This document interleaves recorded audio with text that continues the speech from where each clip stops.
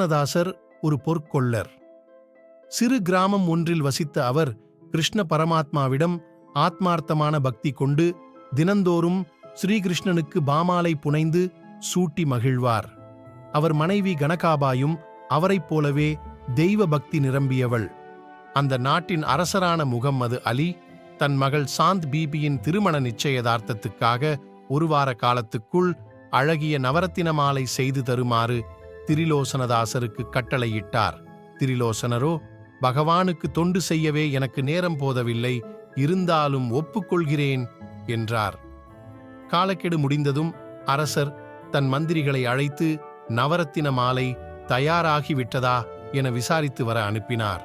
தனது வீடு தேடி வந்த மந்திரிகளிடம், என்னை தேடி வந்த பாகவதர்களை உபசரித்ததால் இன்னும் நவரத்தின மாலை தயாராகவில்லை என்று கூறி மன்னரது பொன் மற்றும் வைரங்களை திருப்பிக் கொடுத்தார் திரிலோசனதாசர்.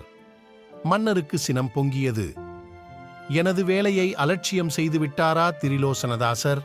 இவற்றை மீண்டும் அவரிடமே கொடுத்துவிட்டு இன்னும் 2 நாட்களுக்குள் நவரத்தின மாலை வந்து சேராவிட்டால் மரண தண்டனை விதிக்கப்படும் என்று அவரிடம் தெரிவியுங்கள் என்று கூறினார். அவர்கள் அப்படியே செய்தனர்.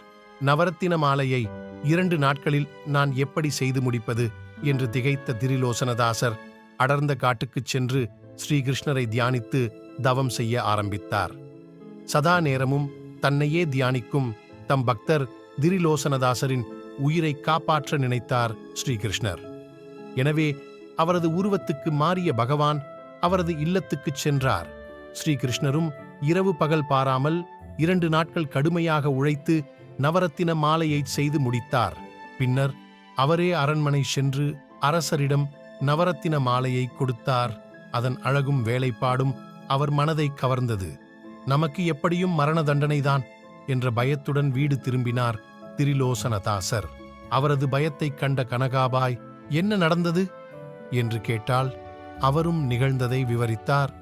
அப்படியானால் தங்களது வீட்டில் தன் கணவராக வந்து நவரத்தின மாலை செய்து கொடுத்தது பகவான் கிருஷ்ணரே என்று அவள் உணர்ந்தாள். அதை கணவரிடம் மெய்சிலிர்த்தவாறே கூறினாள் கனகாபாய். திரிலோசனதாசர் வியப்பு அடைந்தார். இந்த செய்தி மன்னரையும் எட்டியது. அவர் திரிலோசனதாசரின் வீட்டுக்கு வந்து அவரின் கடவுள் பக்தியைக் கண்டு வியந்து பாராட்டி ஏராளமான பரிசுகளையும் வழங்கினார். திரிலோசனதாசர் வழக்கம்போல் ஒரு நாள் பக்தி பாடல் பாடி வணங்கிய போது ஸ்ரீகிருஷ்ணர் அவருக்கு தரிசனம் அளித்து மோட்சத்தையும் அருளினாராம். பக்தர்கள் இன்றும் கூட திரிலோசனதாசரது பாடல்களை பக்தியுடன் உள்ளம் உருகப் பாடி மகிழ்கிறார்கள்.